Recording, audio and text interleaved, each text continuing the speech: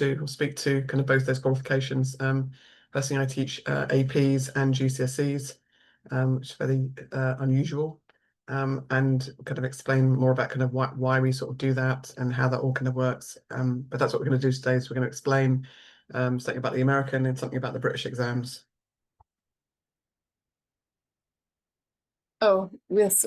So it's been a little while since we've done these slides, and it's a surprise to me when they come up. Just to introduce ourselves, we thought it was fun to have pictures of our own kids, just to show you that we do have experience. The one on the left is just to prove that they were cute once, but now they're all big. I have 2 married, 5 grandchildren, 2 on the way, and homeschool them all. And we just have our twins are our youngest left, and they have 1 more year left at school. So yeah, we've homeschooled all through, and the same as Helen. We live by the sea in Norfolk. This is Helen's family. Yeah, so I also have 7 kids. I know that there's actually 8 there because one of them is my daughter got married last year, and that's her husband in this sort of pale blue jumper. I actually color coordinated this, so I told them they all had to wear. They thought I was bonkers, but I told them they all had to wear white, blue, or beige, so it all kind of blended together. So I think actually it was a good plan. Sorry, I didn't mean to. No, that's fine. Yeah, and so I got the same. I've got 1 sort of length left up this last academic year. And this is what we do. So we offer online, live, AP, SAT, and IGCSE and enrichment classes. Yeah, we just we both actually help another school with the high school diploma system, and we found that the thing in this country, if you're having a high school diploma, it's a great thing to have and to do as you're homeschooling. But we saw there was a need for qualifications for university entrance and things like that.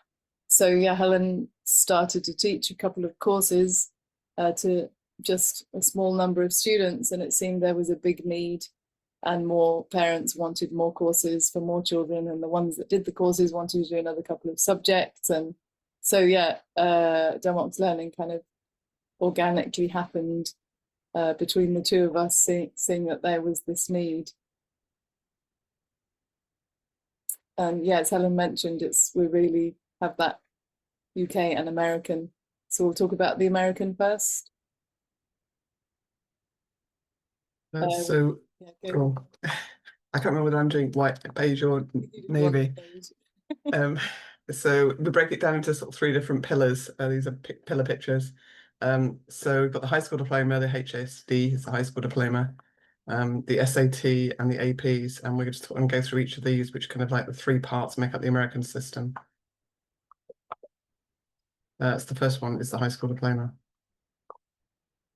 Yes, as I mentioned, we've done this ourselves, and we found it just really flexible for homeschooling. And even in this country, even though it's something American, which seems a bit crazy, it works. It's basically 4 years of study from grades 9 to 12, which is years 10 to 13 in this country. You basically gather up credits for every subject that you do. So there's no need for exams necessarily. 1 credit is 128 hours of study. So it's based on how much time you're spending studying something or doing something. Of course, it can include sports or extracurricular activities, music lessons, or doesn't necessarily have to be some academic subjects. And those credits are, there are some compulsory subjects, but it's very open to what it can be.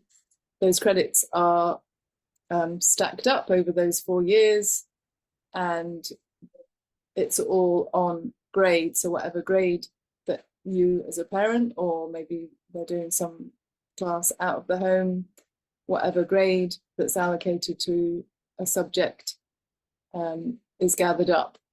So just to explain it, it takes a little while to get your head around it. It's a little bit hard to explain. I think the easiest way is showing you this transcript example. So we've got here the 4 years of study, and this child has done this list of subjects. They have a credit, so they've done 120 hours. There's something that a couple there that they've not done 120 and they've got a half credit for. And this is their grades that they have for those subjects. So they got 7 credits this year. Their grade point average is based on what grade they got, and they transfer it to a number. So they got 3.36 this year. And then you can see similar for each year that they've done. Actually, the next slide is zoomed in. I think it's probably easier to see. So then that number for each grade then is gathered up over the 4 years. So when you finish your high school diploma, you have this certificate that has these subjects on it. So a college or whoever's looking at a high school diploma can say, oh yeah, look, this kid has done, you know, a certain amount of history or a certain amount of, you know, they can see that the studies that they've done, and they know by that number how high their grades are and how many credits that they had. That's a very simplified way of explaining it, but that's roughly how it goes. Helen? So it's broader than UK qualifications. So GCSEs tend to be narrow. You tend to do a certain number of GCSEs and then fewer amounts of A levels. The high school diploma is broader. It's also, the exams can be optional, so you don't have to do exams in the subjects.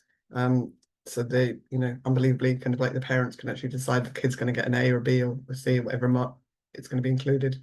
Vocational work can be included, and you can get help with the transcript. So there's people that you can sign up with, which we can certainly, we don't offer the transcript, that's not what we do, but we can certainly put you in contact with people that do it, and we can recommend people that do it if you're interested in exploring that route.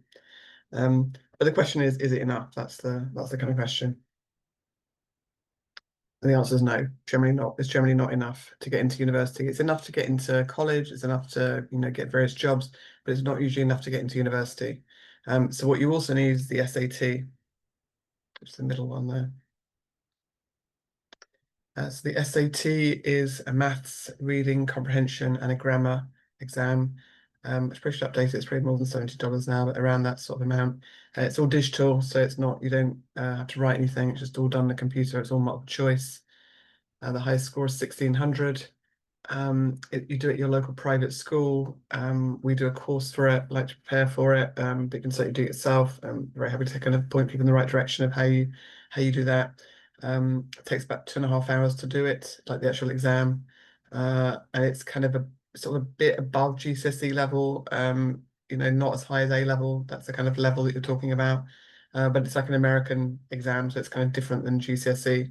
But it's you know, it's around about that kind of level. Very like, you know, grade 8, 9, and sort of GCSE, that's the kind of level that you're talking about. Hmm. This is one we did earlier this year.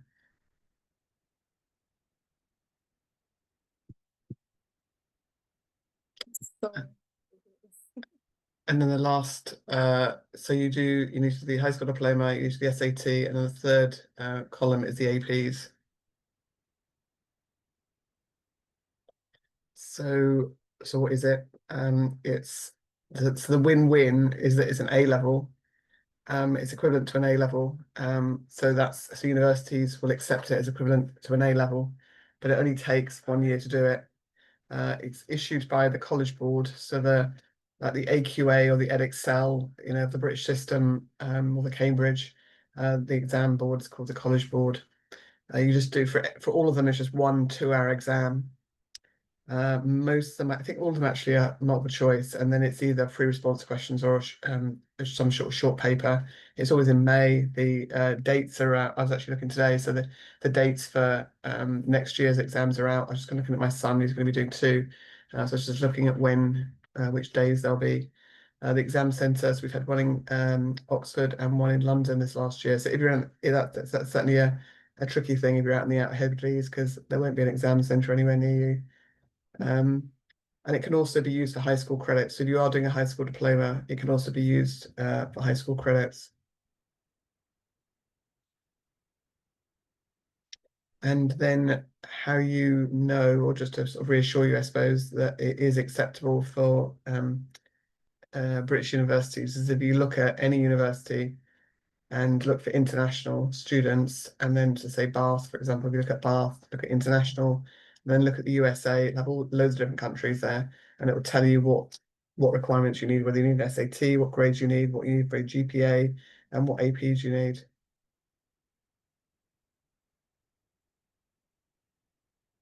Well, this is just some examples that we looked at, just to give you an example of the kind of things. They do vary, unfortunately, but they're similar kind of thing. So you can see there Southampton requires 3 APs, and the schools just like you would A-levels.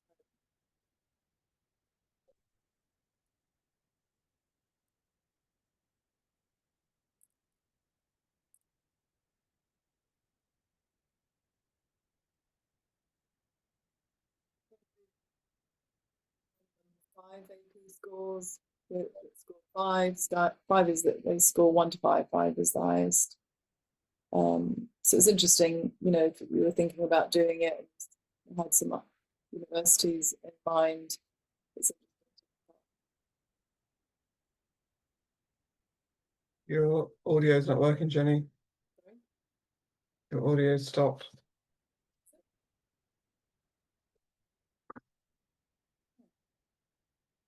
You can't hear me? Not really? Is it working for other people or not? Is it just me? No. Oh, I've no idea. Okay, that was working now. Maybe just could move forward. Oh, maybe because it's on personalized audio, maybe I was too far. If that's okay, I'll stay right here. Yeah, this one mentions the GPA as well, of the high school diploma, obviously the grade point average that is.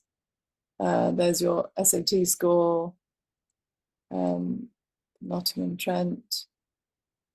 Yeah, to get the idea. So these are the ones we're offering for next academic year. There are other ones. We're not offering all the APs. Maybe in the future we hope to offer more of them.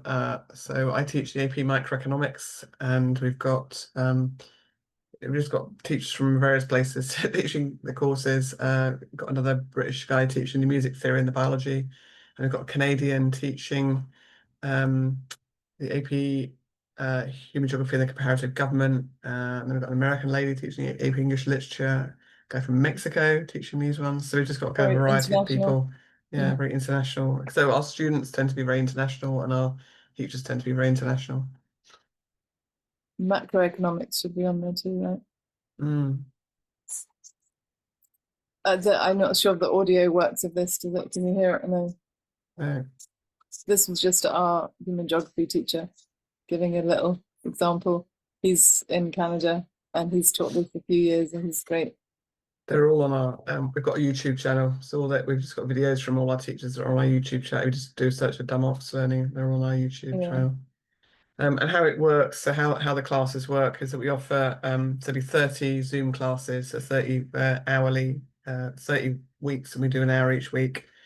So it starts at the end of August, it finishes in time for the exams for May. You get a book list, which we're just setting up now.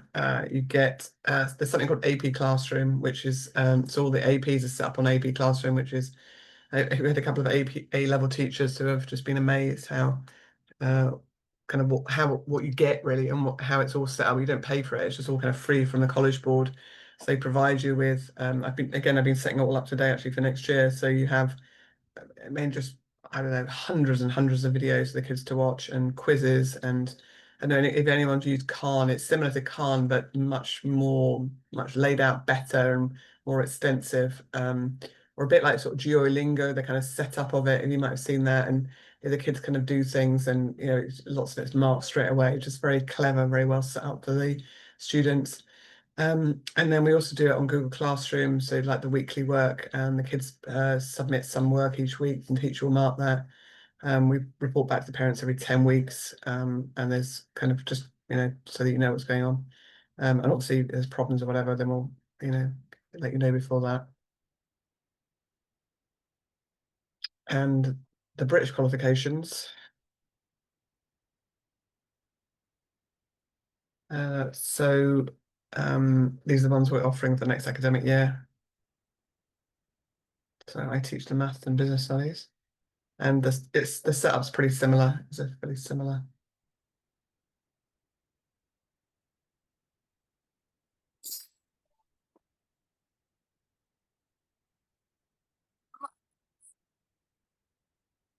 Lovely testimony from one of our students, but I need to figure out how to have the audio heard. These we do have some enrichment classes too. Some of them are being set up at the moment. Just to mention, these were last year's. Some of the ones that we were doing is a summer book club for 9+-year-old boys at the moment, which is going really well. Very popular.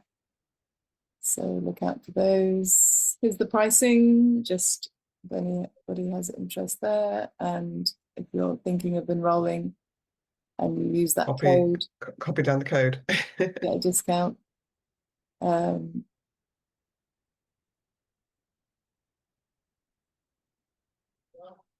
Yes, that's just the list there of the, again, macroeconomics should be in there. But just to mention too that we've teamed up with Mary's Meals, if anybody's heard of Mary's Meals, who do a great job of feeding children in schools and places of education. And we've teamed up with a school in Malawi, which we're sponsoring. So every child that enrolls in one of our classes, the money goes to feed a child for a year in this school in Malawi. This is the school, this is the teacher from that very particular school. So we're excited about that, to be able to use our classes to help those kids over there. Amazing organization. A couple of testimonies from people. I think that's the end. I can go back to those when we're chatting maybe. I just wanted to mention, I thought I'd put it in there, but where is it? Oh, I just wanted to mention that we've just put together these taster sessions. If anybody's interested in, it's not all the GCSE subjects, but some of them, we have free taster sessions. I'll put the link to the registration for them in the chat when I've closed this, in case that's of interest to anybody. And we're more than happy to chat with anybody anytime with any questions, to be contacted. So I'm just going to go back to those testimonies and get a chance to have a glance at them, if you like, and we can take any questions. I'm sure you have some. I hope you have some. There's a couple in the chat, so we can start answering those. Okay, I can't see. Yeah, it just says that, is there a required minimum or maximum number for APs? Nope. There isn't. So Oxford and Cambridge require 5. There are some universities you don't need any APs, but to go to a better university, you need APs. And 3 is usually, sometimes 4 or 5. It's a more prestigious university. So 3 is kind of normal, but at 5 is kind of like for somewhere like Oxford or Cambridge. Well, the same as A levels, right? So if you know roughly what's expected on the A level front, it's just the same, it's comparable. They're not really comparable, but they're accepted as comparable. Yeah, and the same for other kind of European sort of universities. If you're interested in Germany or France or Switzerland or whatever, it's a similar sort of thing. Do they need to do the host experiment? No, we've got students are doing GCSEs, or you don't have to do GCSEs. I mean, you can go straight to APs. There are certain sort of prerequisites for some of them. So if you want to do AP in calculus, then you've got to have done quite a lot of math beforehand. If you want to do an AP in physics, you've got to, it's not like a beginner's physics course, you've got to have done quite a lot of physics, but it could be a high school course, or it could be a GCSE, or some other course. So then there are no prerequisites in the sense you don't have to have done a GCSE in it, but you do have to have done something before before it. So it depends on what the subject is. It would be unwise, I don't know, to start doing an AP when you're 12 or something. Well, it depends how bright you are, really. A lot of Americans do a lot of APs, and a lot of them start when they're sort of 14. And some are, I would also say, some are easier than other ones. So they are not all the same difficulty, the APs. Yeah, I so think the Americans tend to Americans, do them in certain order. the Americans might do a lot because they can also get college credit for them. So if you have a whole bunch of APs before you start university, they'll take off. They'll use those credits, as it were, for taking off your university.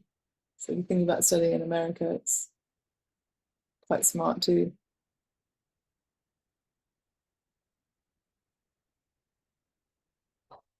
Yep. So yes, yeah, that's the win-win. So you really wouldn't want to be going to a Brit if you're British, you really wouldn't want to be going to a British university as an international because you'd have to pay loads more money. So you really wouldn't want to do that. So yes, so you're going to a British university with sorry, you're going to a British university with American qualifications. And how does it work? You just tell them you're British and you've just got these unusual qualifications. So I've got a daughter who's just finished at Oxford Brookes, got one who went to Cardiff, I've got another one who's at Sheffield at the moment. So it's not an issue. You just have to explain to them. It usually requires an explanation. So you've often got to phone them or going to the open days is very useful. So my son and daughters, went to the open day. Actually, Oxford Brookes was fine, but Sheffield, my son went to the open day, said who he was, said that he had these qualifications. They kind of had a heads up, and he just got offered a place on the basis of the qualifications. So, but yeah, we don't pay international fees. So you pick subjects for AP based on what you want to do in college, like engineering. It'd be yeah, yep. Same as A levels. Yep.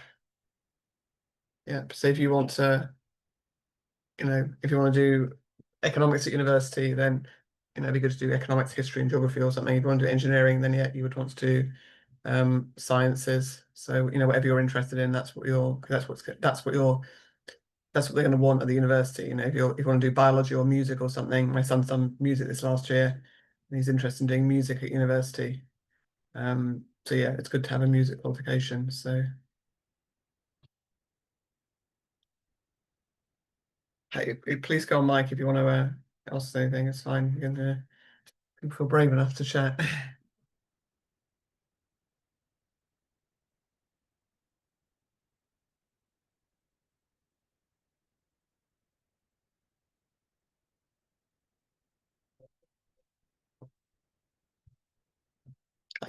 Are you all kind of interested in APs, or is that the kind of where people are at? So why are you interested in APs? Because it's how many students in a class? It depends on how many we get signing up for it. I mean, we haven't got any classes. So the GCSE classes, I think I started off with about 18, knowing that some would drop out, and they did. So I ended up with about 15 for the GCSE class. But the I think the biggest AP class we had was probably about 10, 12, that kind of number. Yeah, And most of them smaller. yeah, and some of them a lot smaller. Yeah, and it's up to Uh, the teacher. We've had a couple of teachers that starting off early. It's they hadn't taught the class before and maybe just got a couple of sign-ups, but they were happy to do it with just 2 students. So yeah, they've got real, you know, individual attention, which is great. But yeah, yes. they're fairly small.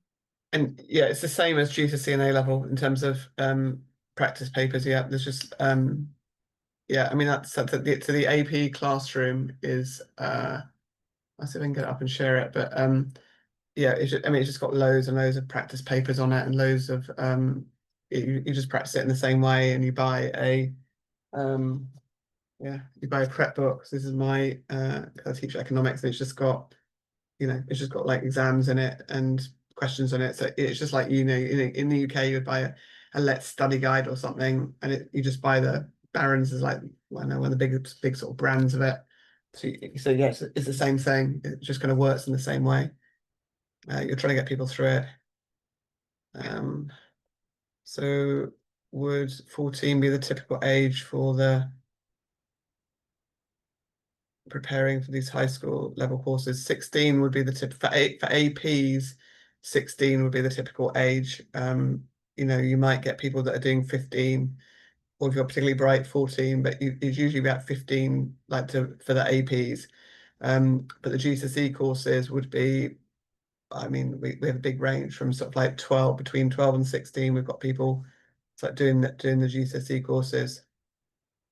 The cost of AP exams is, I think it was about £200 this last year, which is another kind of big win for as opposed to A levels. I've heard of people paying up to £800 for A level exams. And the downside, that just going to think, just got to be honest about this. The downside is the test centre that they're on. You got to travel to the test centre. If you live in the Outer Hebrides and you've got an exam on Monday one week and Friday the next week, then you've got to either decide you're going to stay in London for 2 weeks or travel back and then coming back down again. So that's the most difficult thing of the whole process. So, but what the plus side is that it's only one exam. So thankfully, for each subject, it's just one exam. But it is I mean, it'd be great if there was test centers all over the place. I mean, there's always the thing that maybe you might be able to persuade someone to let you do it. So I'm just trying to see if I can get this AP classroom up to show you. But yeah, kind of unlikely. It's quite a social gathering now at the Yeah. at the test centre this year because so many people were. Do you mean, sorry, Joe, do you mean to start the high school diploma?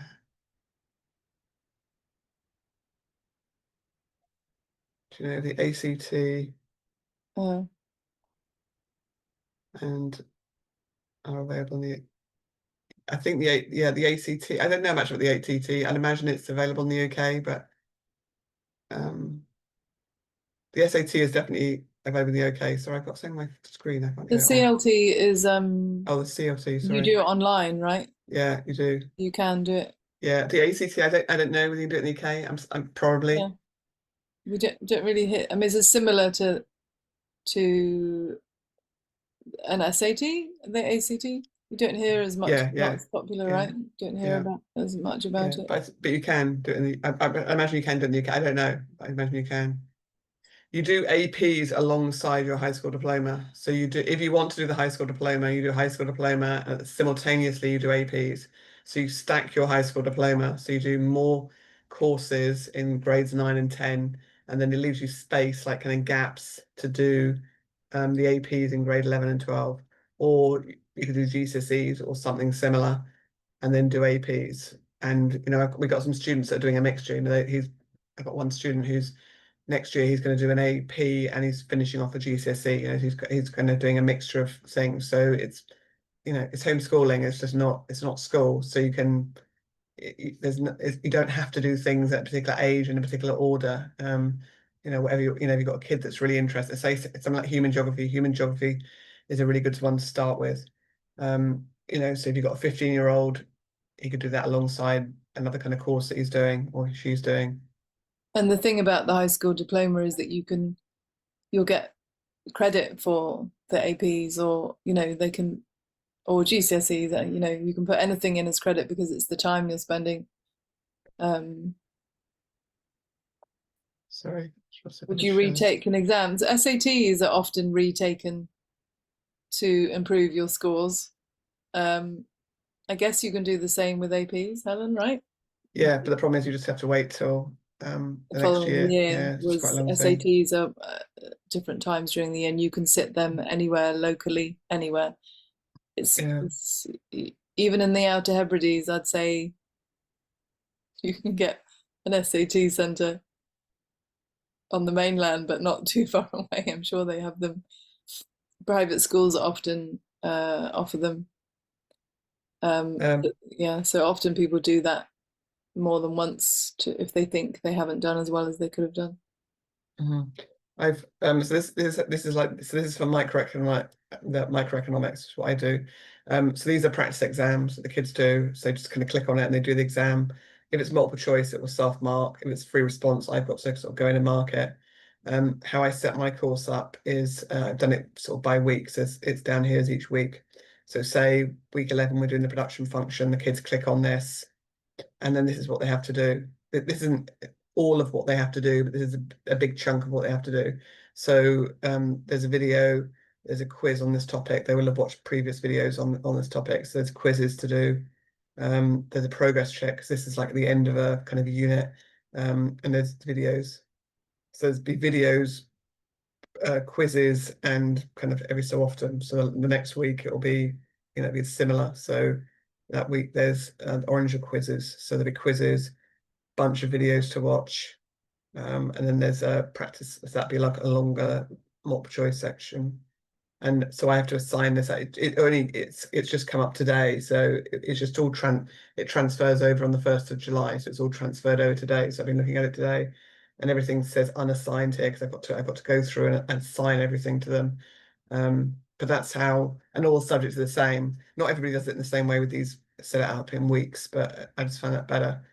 And it's just all free. The College Board just provide that, and it's just amazing. And I have. So then I can see it won't. I can't show you now because I haven't got students signed up for it. Students can't sign up until August. They can't sign up and get themselves on here until the 1st of August. But what I can then see every student whether they watched this video, and it will. I can see how much of the video they've watched. I can see what they got in every single quiz, and then I just some of them I've got to mark, some of them automatically, so I can see whether they're working or not working, and I can share with parents. I can say they're not doing anything because they haven't done anything, or they're doing great because they, not to say that if you do everything, you're gonna, get 100%, or you're going to get a 5, but obviously it helps. And if you're not doing anything, then your chances of doing very well are small. So it's just amazing, it's great. I can see exactly what everyone's doing and share it with you guys.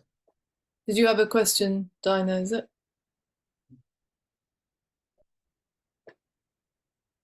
Oh, Sorry, yeah, just easier to talk.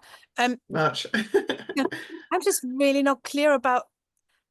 So the high school diploma is what they do at home. I set that out. Do I have to buy some kind of a curriculum for that, or is this just what we do? And then I don't see how SATs fit into this, because you're saying you can go from the high school, then you do the APs. Where are the SATs and why are they necessary? So I'm kind of not getting how the system works. That's a great question because it's really confusing and it takes a while to get your head around it. We do the best we can to try and go through it step by step, but it's difficult, isn't it? I think you could easily spend an hour just explaining that, and it's just I suppose I just kind of know that some people will know that already, and some people won't. It's just like, and we never know how much time to spend on it. The high school diploma, I mean, probably the safest thing is to sign up with somebody. The safest thing with the high school diploma is to sign up with an organisation, and they will set it out for you. They will tell you, do this maths course, or you could do this and this maths course. Which one do you want to do? Do this history course or do this science course, and pick these ones. So the safest thing is to kind of sign up with a provider, and they'll suggest to you, 6 courses for next year with negotiation, and you do it. And then alongside that, it's like at the same time in the later grades. So high school diploma is 4 years. GCSEs are 2 and A levels are 2. High school diploma is 4. That's one thing that takes a while to get your head around. So it's a 4-year qualification. And then as part of that, you will do an SAT. So my son, for example, he's in grade 12 in September. He did one AP, so it's in the 4 grades, 9, 10, 11, and 12. He did an AP in grade 10. He did 2 APs in grade 11, and he's doing 2 APs in grade 12. Okay, so grade 9, he didn't do any. So grade 10, he did 1. In grade 11, he did 2. In grade 12, he's doing 2. So he'll have 5. You don't have to do 5. And so at the end of his 4 years, he'll have a high school diploma, and yeah, he'll also have the equivalent of 5 A levels. And those APs will have got credit in the high school diploma too. And he'll do the SAT. He's practicing for it over the summer, and he's planning to do the SAT in, I'm not sure, but kind of like August or September, October time, that kind of time. So he can do it in the autumn. But there isn't a time to do it. I mean, he could have done it last year. He could do it at the end of next year. It's a good idea to do it at some point, but there isn't a particular time to do it. But you don't want to do it in grade 9 because like you haven't done much maths. You want to kind of do it, the kind of end of it. So Is that any clearer? It took me, I tell you, I don't think I completely got it until my first one had done it. And I spent a long time trying to understand it. I really did, because it's so different. It's so different from the British system. So it really is. Yeah, because it's like the British system builds on each other. And I still don't see why they need any SATs. If they're doing high school, then they have to, if that's what university, why does anybody need an SAT? Okay, so some British universities won't require it. So I'd say for British universities, some of them, as I said before, that some of them don't want the APs. Like if it's not a particularly prestigious British university, you can get into it with just the high school diploma. You're more likely to need a high school diploma and the SAT, kind of like for I don't know, say somewhere like Wolverhampton. If you want to go to Wolverhampton, no offense to Wolverhampton, it's probably not as prestigious as Bath. So an SAT and a high school diploma is probably going to be enough. And there are some universities that want all three, that want high school diploma and the SAT and the APs, but some of them won't want the SAT, so it's just not kind of clear. It'd be so much easier, for us to explain it if it was just all the same, but it's not. So personally, we've just done the three of them. We've just done the three kind of columns because it's just safer. If you know what your child definitely wants to do and you know what's required, it's easy. Yeah. You see what's, you've got to grade 11, or you've got to that, whatever, maybe you've done GCSEs for homeschooling, and then you're saying, okay, he wants to go to such and such university.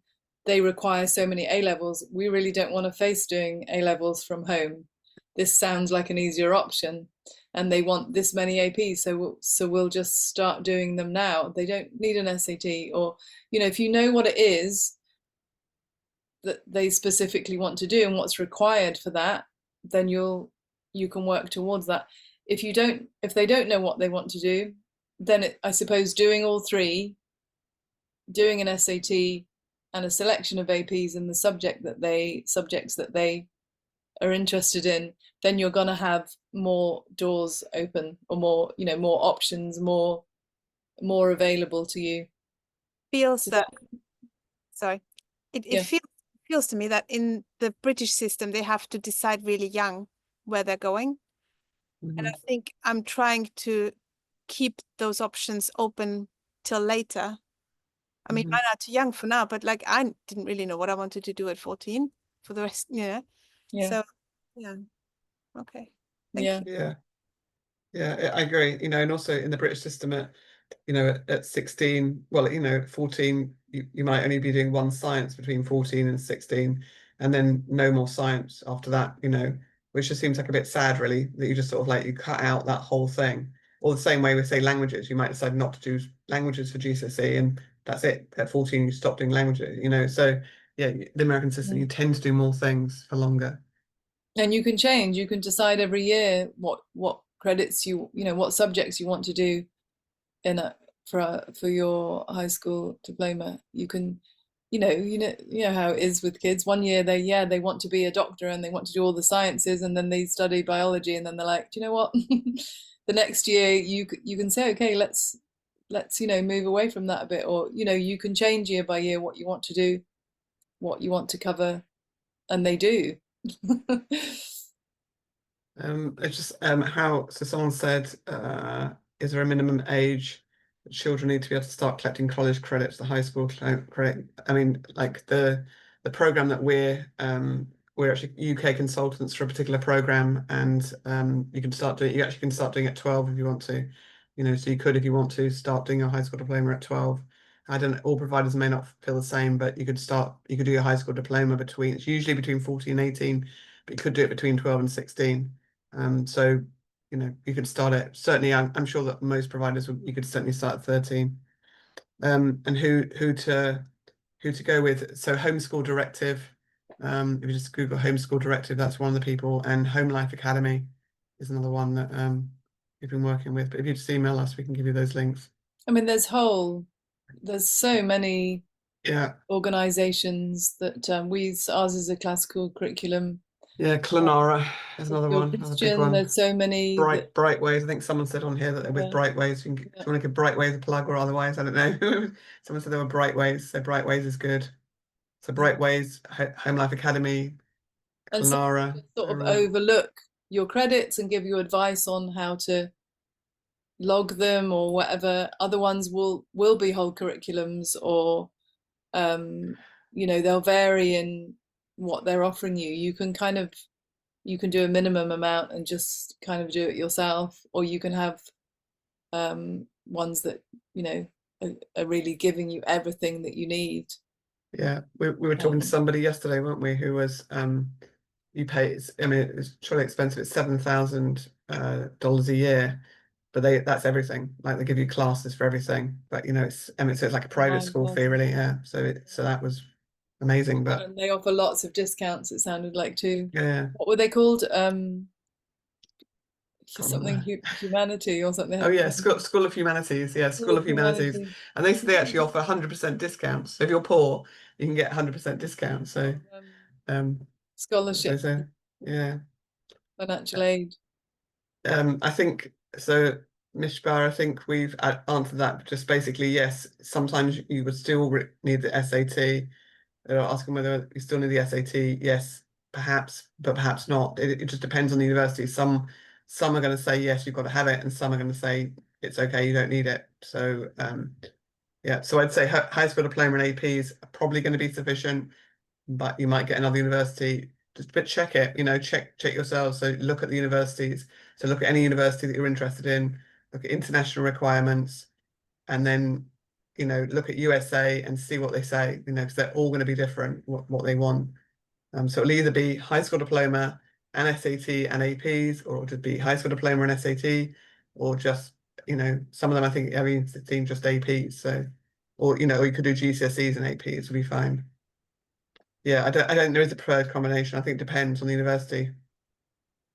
Okay, so I just wanted to test for feedback. Can you guys hear me? Yeah. Yeah. Hi. So firstly, thank you for sharing your knowledge. I do appreciate it. I want to start my question with just checking my understanding, and then I'll go into my question.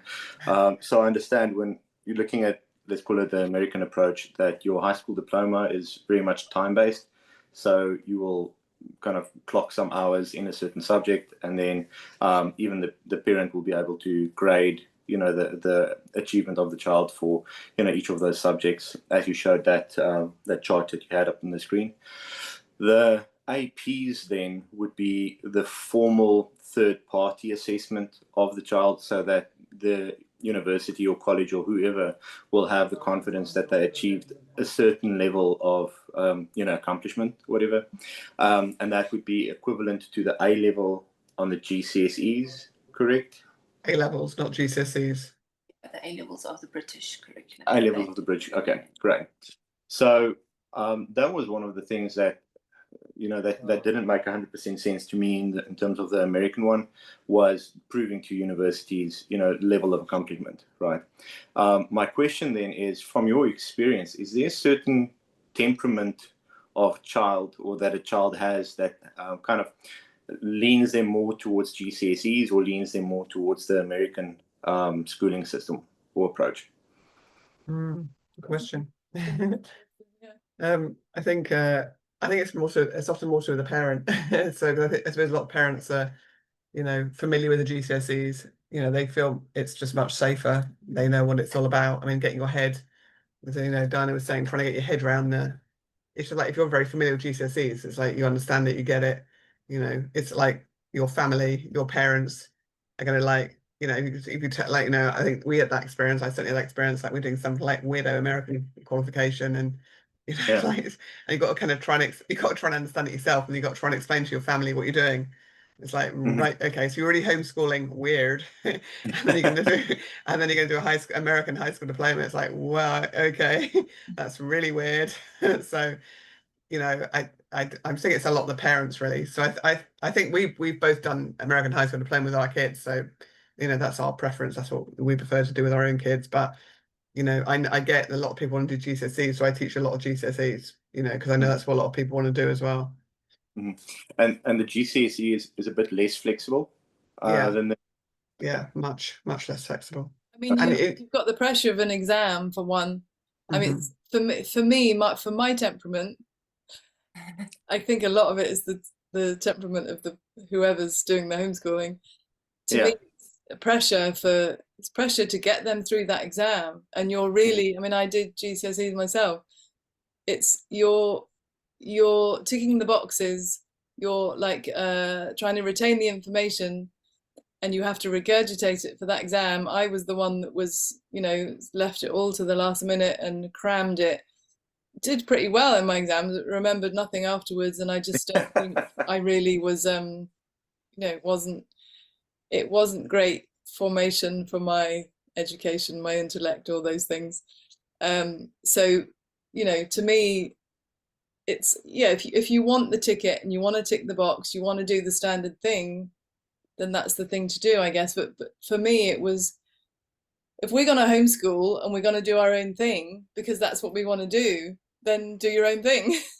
To me, it was, if we're going to do that, well, it's like halfway between homeschooling and having them in school in a way. I mean, I can understand why people want to do it, and I can see it does work for some people. But for me, it was, I wanted that flexibility. And another example, not to do with APs or SATs or anything else, but if you've got kids that have learning difficulties at all, and I had one that there's no way he would have been able to sit GCSE exams, even though he's a smart kid, but in his own way, and he wouldn't be an exam taker. But he got his high school diploma. We did all the hours, he did all the minimum requirements that were needed, and I think he got, for what his ability, he got a good education. That's another factor in it all. He wouldn't have been able to do an AP though either. So yeah, it's the flexibility is the big thing. And and we're Christians, and you know, if you're a person of faith and you really want to have them exposed to things that you believe to be true and good, and you know, have it, and beauty, you know, having them exposed to what you really want them to be exposed to is a big part of going down this route.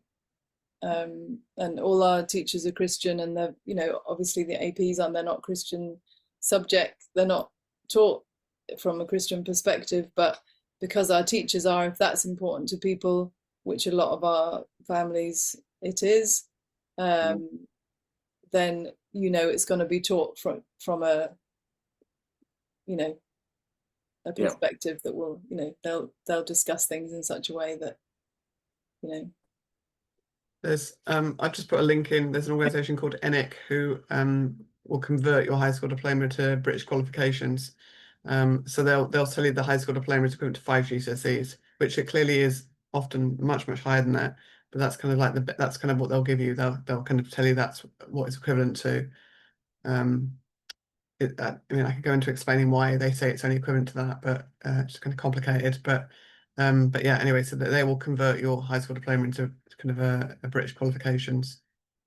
And someone's just asked whether students that have gone down the American system and got APs but gone on to look for jobs. I mean, certainly we know a lot of people that have gone on to, they've got the high school diploma and gone to colleges and things. Yeah, we know lots of people that have done that.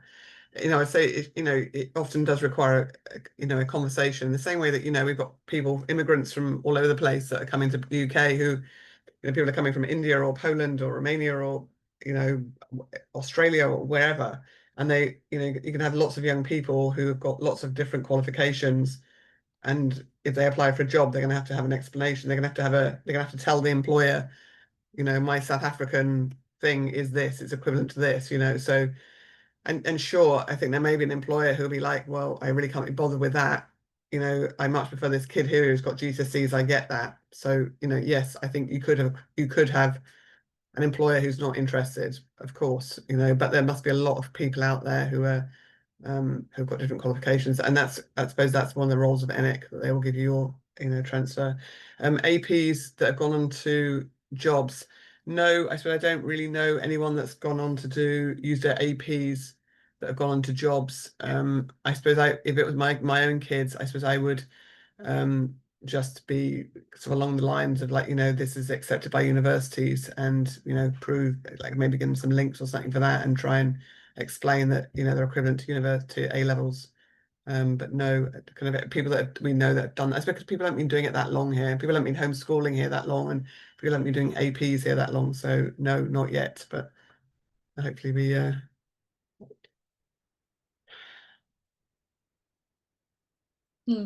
I don't know whether we answered your question before, Joe. You asked the question before. I'm not entirely sure I answered it.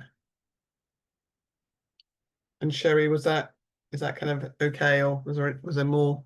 Did we? Oh, I hope it's a bit clearer for people than.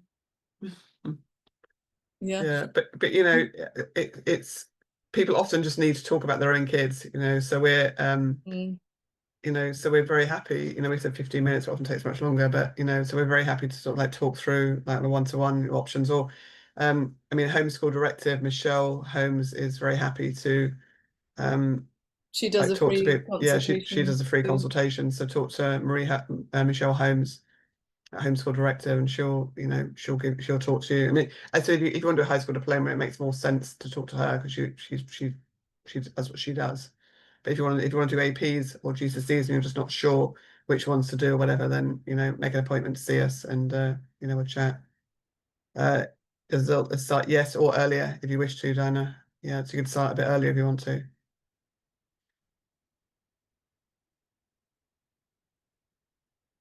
Okay, Depends on the kid. it's almost 12:30. Takes an hour. Sorry, I Yeah, have you guys on a different screen, so I'm busy with something while I'm listening to you guys.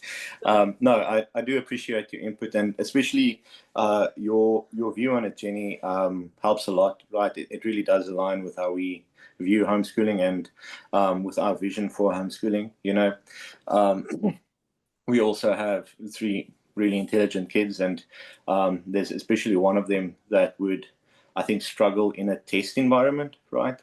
But the minute you engage him verbally, you know, he learns through hearing, and he can repeat everything that he's heard, right? So he'll often, you know, repeat the lessons that we did with his older siblings. You know, he'll repeat them the year after, and he knows all of the answers and all of that, right? So it's just the stress of actually putting pen to paper that might put him off, right? So yeah, I do appreciate that input. Thank you for that. And I think we're raising kids to think outside the box, right? And I mean, I see again and again, you know, we know a lot of families now that have older kids, adult children, you know, now homeschooling their own kids. You know, we've seen generations. We lived in Austria for 12 years with a lot of Americans, and you know, we've been exposed to a lot of homeschoolers, and I just see more and more that they're out of the box kind of people. And they will achieve things. They don't need that regular box ticking thing necessarily. It's you know, that they're going to go to the employer and say, I want you to employ me because look what I've done. And what's, you know, they're not, they tend to be my experience, I notice that they tend to be more confident. They tend to be able to you know, give their case of look what I've done all this, and you know, people want to employ them. And I think times are changing. I think there are employers and universities even that are noticing, oh well, let's check out these homeschoolers. You know, they can think. That's what we want, right? Yeah.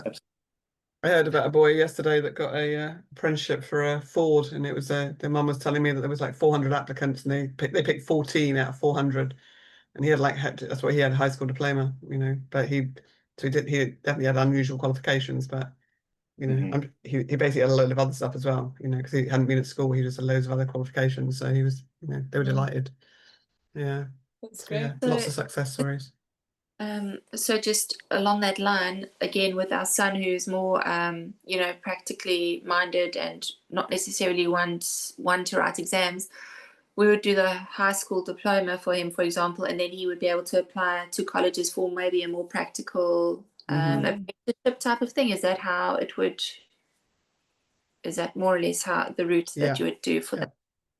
Yeah. Again, see what the requirements are at a local college or something, and Okay. And I guess it might depend on what it is, but yeah, I mean, even early on, phone up the college and say, if we've got a high school diploma, would you accept our son to do it's interesting to. And I mean, we can always try the APs, kind of try 1 or 2 where we just test him, see when as he matures, what happens. It's good to know that there are alternative routes. Yeah, some people like to do a GCSE English and Maths, and as part of the high school diploma, put those in there. Could be helpful too. I think it's just in general, just to a positive comment for what you're all doing, is that it's quite a mind shift to think that you don't have to do exams. I mean, we went to traditional schools back in South Africa, and it's like exams and that pressure, and to hear that, well, if you're not good for exams just because your personality and your character doesn't fit into that mold, it's okay, and you can still achieve so much, and you can still accomplish and fulfill your potential, your God-given gifts and talents. And so this is really helpful for us. Thank you very much. You're welcome. We love to tell everybody about it. It's like so many people don't know, and it should be known by people who are starting out homeschooling even. It's okay. I think we should conclude. People are going. People have got to go. I've got to go. Everyone's got to go. Tired. Thanks for coming. It's an hour, isn't it? It's tired. Thank you. And Yeah, thanks. Okay, but yeah, do message us and whatever. But yeah, thank you for coming. And okay, God bless. God bless you. Bye. Bye.